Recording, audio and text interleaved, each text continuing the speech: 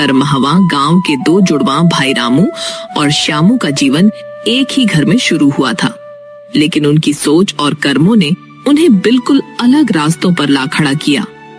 रामू मेहनती, ईमानदार और दयालु था, जबकि श्यामू लालची और चालाक। यह कहानी उनके जीवन के एक ऐसे मोड़ की है जिसने सब कुछ बदल दिया। आज ही सुनती हो, मैं खेत जा रहा हूँ कुछ काम करने। सोनू को देखते रहना, कहीं जाने ना पाए। ठीक है, जाइए, लेकिन शाम को खाने का इंतजाम कैसे होगा? कुछ लेते आइएगा, घर में कुछ भी नहीं बचा है। रामू अपनी पत्नी और बेटे सोनू के साथ एक छोटे से मिट्टी के घर में रहता था। गरीबी ने उसे कभी कमजोर नहीं किया, लेकिन हालात मुश्किल थे। दूसरी ओर उसका भाई श्यामू बेईमानी और ठगी में विश्वास रखता था और हमेशा रामू से आगे निकलने के रास्ते तलाशता रहता था। रामू रोज रोज मेहनत करता है, लेकिन इससे कुछ नहीं होने वाला। इसका खेत भी मेरे हाथ लग जाए तो मजा आ जाए। श्यामू चोरी छिपे रामू का पीछा करता हुआ खेत तक चला जाता है और छुपकर उसे देखता रहता है। हे भगवान, ये कैसी परीक्षा है? घर में अनाज भी खत्म हो गया और अभी बोवाई के लिए भी कुछ नहीं है। थकान से चूर रामू एक पेड़ के नीचे सुस्ताने बैठ जाता है और नींद के आगोश में चला जाता है।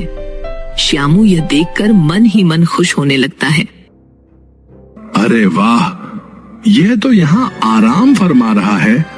अच्छा है, अगर यह और इसकी बीवी बच्चा भूख से तड़प कर मर जाए तो इसकी सारी जमीन जायदाद मेरी हो जाएगी। शाम ढलने लगती है और अचानक रामू की आंख खुल जाती है। उसे ध्यान आता है कि उसकी पत्नी और बेटा भूखे उसका इंतजार कर रहे होंगे। उसे तेज प्यास भी लग रही थी, लेकिन बिना रुके वह घर की ओर चल देता है। रास्ते में उसे एक वृद्ध साधु मिलते हैं जो बहुत थके और प्यासे लगते हैं। बेटा, मुझे पानी पिला दो, मैं बहुत प्यासा हूँ, मेरी सहायता करो, तुम्हारा भला होगा। बाबा, मेरे घर पर कुछ भी नहीं है, मेरी पत्नी और बच्चा भूखे हैं, लेकिन आपको पानी लाने की कोशिश करता हूँ। रामू अपने मन में दुविधा महसूस कर रहा था, लेकिन उसकी संवेदनशीलता ने उसे मजबूर कर दिया कि वह पहले इस वृद्ध की मदद करे। यह सब श्यामू छुप कर देख रहा था। वाह, और मूर्खता कर ले, अब यह पानी के चक्कर में पड़ा है। घर पहुंचते पहुंचते इसका बच्चा भूख से मर जाएगा।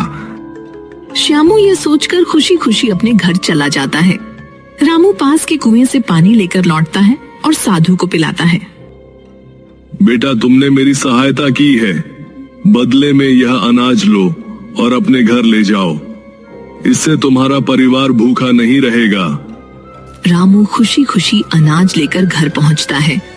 उसकी पत्नी उसे देखकर राहत महसूस करती है और झटपट खाना बनाती है।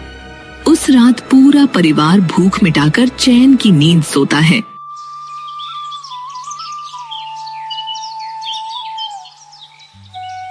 अगले दिन रामू खेत में कुदाल चला रहा था कि अचानक उसे मिट्टी के नीचे से खट खट की आवाज सुनाई देती है। वह जल्दी से मिट्टी हटाकर देखता है तो एक घड़ा निकलता है जिसमें सोने के सिक्के भरे हुए होते हैं। हे भगवान, यह तो वही साधु थे जिनकी मैंने सहायता की थी। लगता है वे भगवान थे जिन्होंने मेरी परीक्षा ली और अब मुझे इनाम दिया। रामू इस धन से अपने घर की हालत सुधारता है और एक सुखी जीवन बिताने लगता है। ये देखकर श्यामू दंग रह जाता है। काश मैंने भी अच्छे कर्म किए होते, ये सब मेरे साथ क्यों नहीं हुआ? श्यामू को समझ आ चुका था कि बेईमानी और लालच से कुछ नहीं मिलता, लेकिन तब तक बहुत देर हो चुकी थी। जो दूसरों की भलाई करता है उसकी मदद खुद भगवान करते हैं। लालच और बेईमानी से कभी सच्ची खुशी नहीं मिलती। मेहनत और ईमानदारी का फल देर सवेर जरूर मिलता है।